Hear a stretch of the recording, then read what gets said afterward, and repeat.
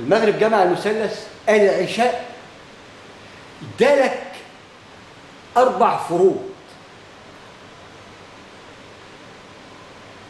الأربعة تشكل المسلمة، اليهودية، المسيحية، الكافرة.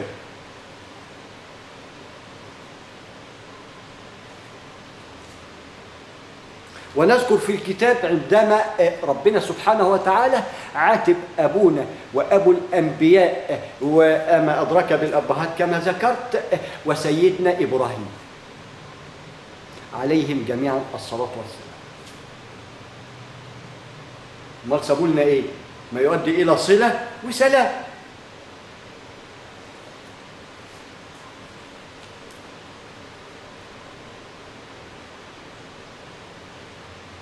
هذه الأربع تعريف بالمكونات القائمة على أزواج، وستنهي بزوجين، عندما تضيفهم تديك الست، يبقى وكنتم أزواجا ثلاثة. تنهي بالوتر يديك الوحدانية، هو الأول والأول. فعندما تتدبر في الفروض سترى نور الله بمقياس ذرة هنا وضحها لنا في الأفق المبين من خلق ذرته الكاملة بشكل ظل، وأعطانا ذرتان الشمس والقمر ودائبتين أي متجددتين، ويرتقيهم النجم جمع نجوم، وهناك فرق بين شمس جمع شموس وقمر، لا هنا في فارق. هنا قلنا أرض نجم، شمس نجم جمع نجوم. أصل هذه الأشبال من ذكاء الأسد. ما الحرس ليه؟ شهب ليه؟ اعرف بس معنى اسمك شهاب وستعي أنك خير ملك، ومن خير جند ومن خير شباب خرجوا من هذه الرأس، من هذا الملك العظيم اللي راسه قدامك لا تعي عنها شيء إن لم تراه كامل في الأفق المبين، فأعطاك راسه مثل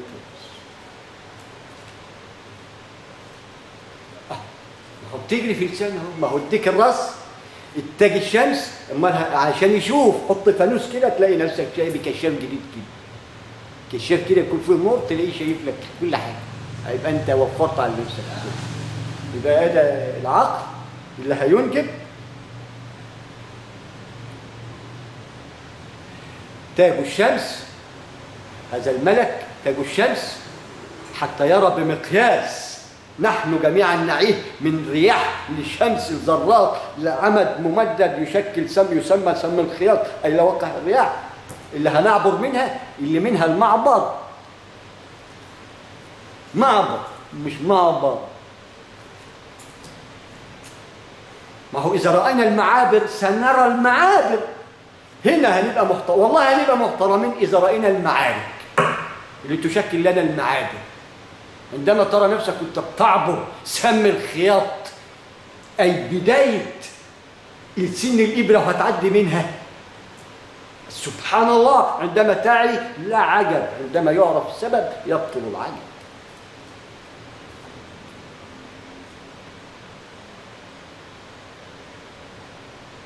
فهنا ادانا العشاء 4 ركعات حتى تديك جمع ال4 فروض.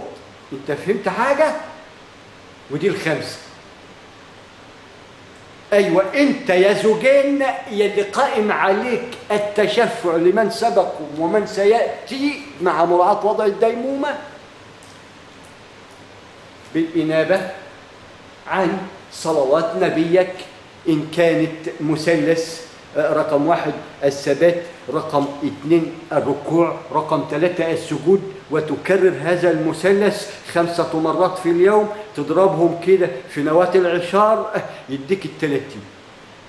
انت منتصف نواة العشار 5 و5 يديك 3 في 5 ب 15.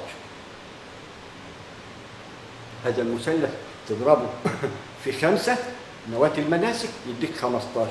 فين هذا المثلث الخماسي ال3 يديك الماء، النار، الهواء، التراب. ده المكونات الأرض. بيعرج هذا المثلث الرباعي من الثلاثي الأبعاد بقى رباعي الأبعاد، وصل النجم عاد حديد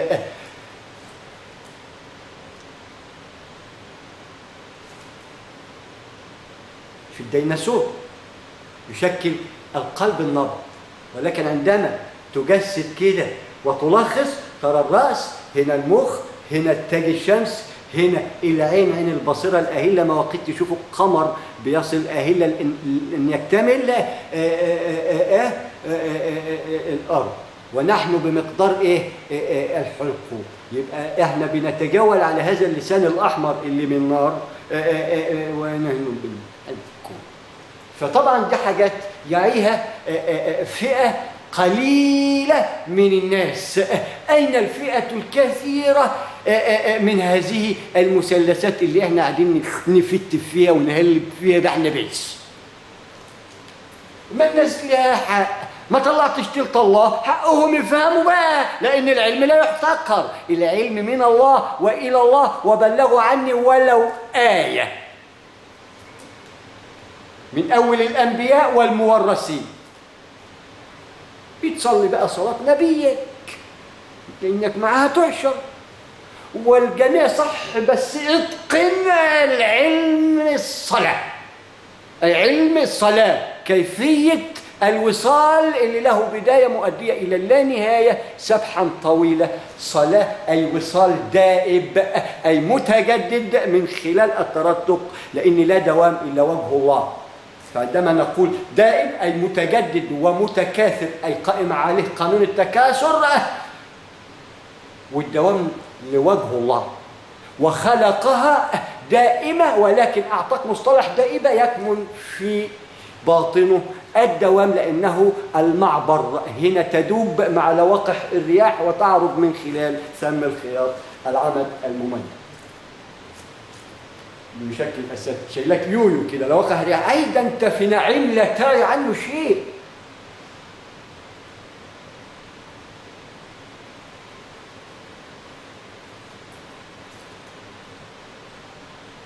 فالعشاء تديك 4 فروض.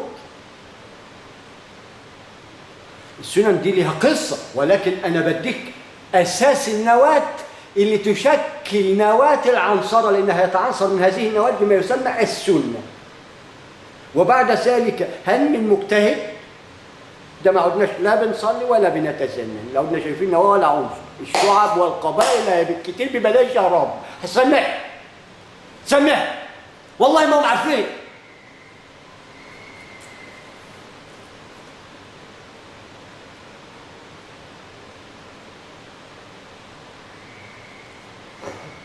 فهنا العشاء يشكل لنا الفرض الخامس، ولكنه 4 تذكير بال4 فروض اللي سبقوا بتنهيه، وهو يشكل الخامس، ولكن جمع لك في باطنه ال4، كما النواة والفجر ادالك 1 بباطنه 3 وأنجب منه 10. هنا نفس، ولكن تدبر الكيفية القائمة على ذات السم اللي هتعبر من خلاله ترى هذا العلم، لأنه يسكن لواقع الرياح المسمى بأدراج الرياح. ما انت شغال على ايه؟ ايه اللي موصلك لحالك وعامل لك عملية تكتل؟ ما هو الرياح. وايه اللي بيرتقك وكينك ويعبربك سم الخياط؟ ما هو الرياح.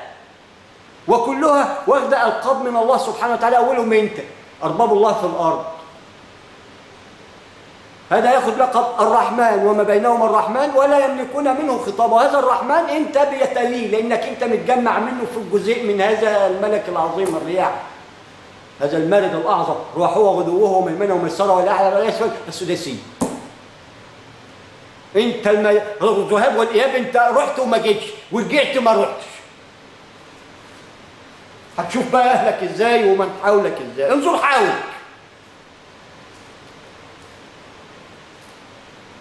هذا قانون. ومن كل حدب ينسلون، وحدب تعني ملائكة، أي كل ما هو قائم على وجه هذا الكون حدب ينسلون. الذرة حدب ينسل البني آدم، حدب ينسل الحيوان، حدب ينزل الجهل، حدب ينزل العلم، حدب ينسل، كله حدب ينسل.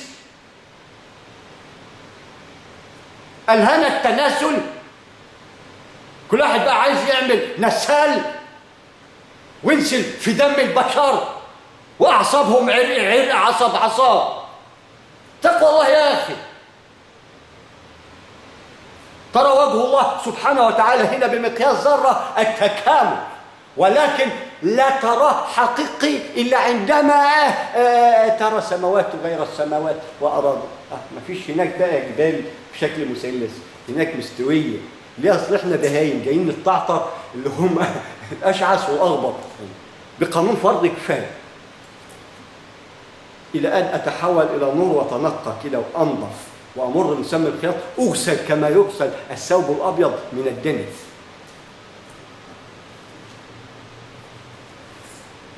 هذا الدنس اللي أنا بتمسك بيه وأشرك علشان يفضل بقاؤه، وأعمل وأزني علشان إيه؟ علشان والآخر أنا وأنتم مصرخين، أنت عارف أنت هنا. افهم إنك أنت بتكلم كل شيء، لأن كل شيء ناطق، ولكن أنت اللي ما بتسمعش. يعمل إيه؟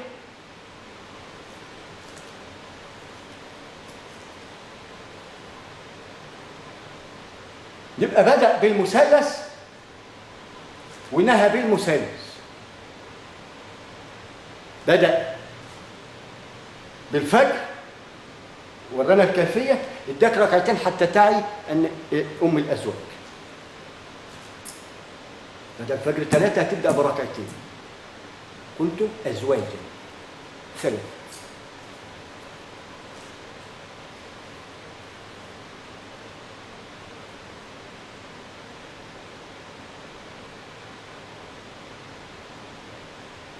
الشفع يشكل من سيتشفع، اللي يعلم هذه المعارج حتى يبلغ دعاؤه.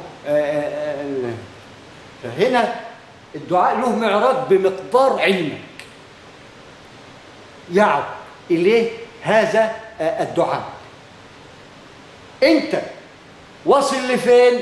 وصلت لراسك، وعدت ان الراس المقطوعه دي راسك بقانون فرض كفايه، وجعلها لنا آية، وقال لك انك ملك، ومن مشتقات هذا الملك العظيم اللي ترى راسه قلنا نجم اللي يرتدي تاج الشمس، يليه العين اللي هي القمر حتى ينعي انه مبصر، والفم اللي احنا عايشين فيه وبداخله بما يعادل الحلم ونعي مقاييس.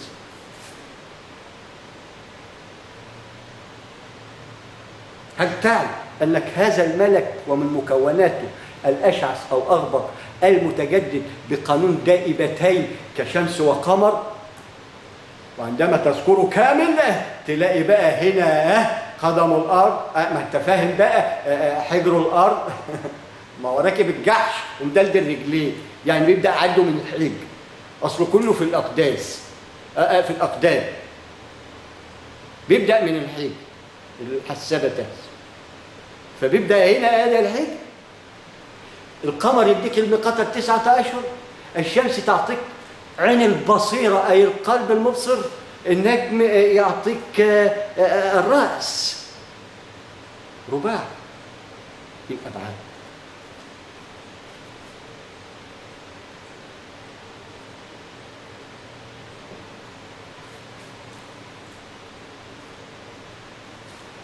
الشرف ادانا الزوجين اللي احنا بدأنا بيهم، والفجر اللي هو يكمن في باطنه المثلث زوجين رق زائد ذرة النار اللي أنجب منه بالعشرة حتى يبقوا 11، يعطوهم لنا فين؟ في الوتر. يبقى هنا وترت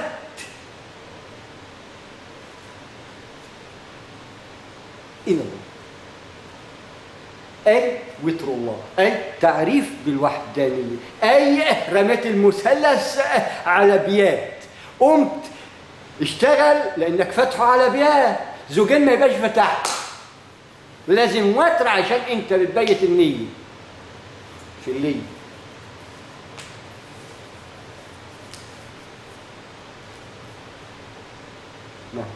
مشاكل بتقابلنا أنا قبلكم، لأن هو ده القانون. حتى تتمكن من إيصال ما يكمن في نفسك إلى الآخرين، لابد أن تكون عبرت إليه ورأيته في الأفق المبين اللي ليس مبين ولكن له كتاب مبين يسمى بصير.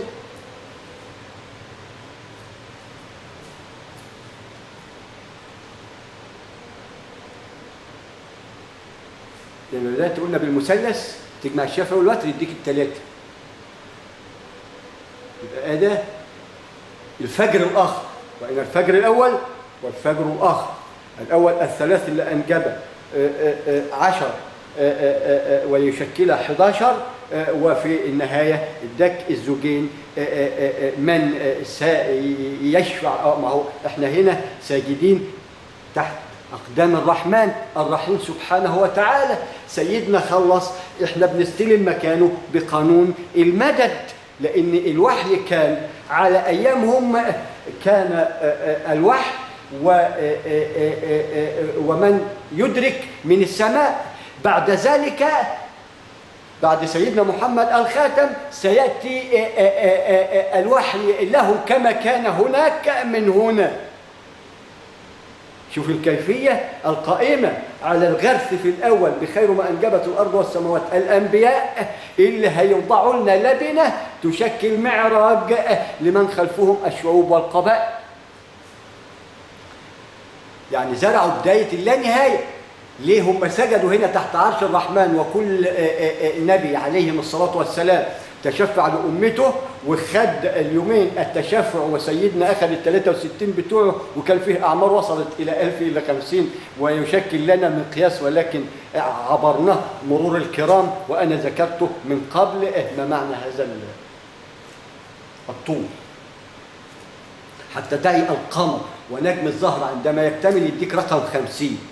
إما بيكون من اليمين للشمال يبقى ده أهل الدنيا، إما بيعدي القمر النجم يديك صفر وخمسة، يبقى 5 وصفر على الشمال. ال5 وصفر على الشمال دول اللي بيشكلوا لك اللا شيء، هم أعظم الأشياء فوق. عندما تعي النظرية بتقول إيه والنظرة تكون إزاي.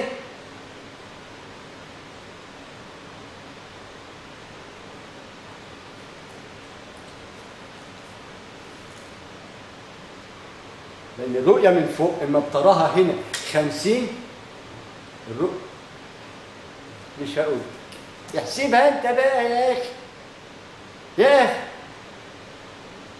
بتلاقيها 5 وصفر على الشمال. 50 هنا فوق بتلاقيها 5 وصفر على الشمال. يبقى هو اداك مقياس رباني، انت بقى مش هو، انت شبه له. ولكن هل هتأتي بجديد محمدي؟ هتأتي بجديد من هذا الجلباب المحمدي عيساوي، هتأتي بجديد من خلال هذا المسح الأعظم موسى وهارون ما احنا فاهمين بقى، احنا هنمثل.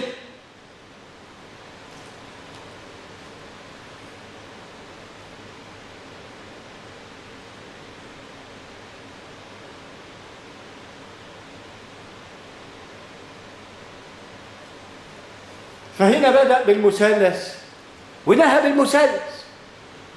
يبقى تدبرنا بس البداية والنهاية مسح بسيط كده، ووضحنا الفجر والضحى اهو بعضنا لبعض ظاهرة، وكيفية المتشابهات اللي هي ساعة أو بعض ساعة. وعندما تنهي هذا المثلث وتحط الشفع والوتر تختم بهذا المثلث، يبقى انت هذا يوم ويليه بعض يوم، طالت أو أسرت هو يوم أو بعض يوم. من خلال اسأل العادين، فإحنا بنسأل العد من قبلنا وحطوا لنا قسطاس مبين ومعلوم إن لم نراه في الكتاب أي هذا القرآن العظيم، نراه موثق في هذا القرآن. لأن هنا في محرف، هنا لا يحرف. الذرة لا تنحرف عن مسارها إلا ما تحرفها أنت البعكش، ويكون ده أمر من الله، حتى مطلوب إنها تكون هو ده المقياس. ولكننا لا نعي أين هو المقياس. وقفنا تحت سقف الواحد محدش عارف يعدي منه ولا إليه، حتى يبقى على يرتقي أول علوان اول عليه دم بنته عليه، جه الجرار شالها ولا الجرافه شالتها، يبقى راح بقى الدليل بتاعها بيبقى دم بنته عليه. فلا بد ان نشوف اماره يعني شيء له اساس حتى لا يجرفوا جرافه بقانون الجرافات. ما هو ده دلوقتي بقانون الجرافات تلفات بنرى بغال تتعطر واوصانا عليها الانبياء يليهم الخلفاء اللي هنستخلف مكان هذين الزوجين. تخيل انك المفروض تكون هذا النبي وذاك الخليفه، تجمع الزوجين تاخد اجر الزوجين وتدي للبعض، يبقى خدت بدايه اللانهايه اللي يشكل لك القران والسنه. عرفت ازاي تغرس هذه البذره من خلال القائك بالشكل الصحيح للقران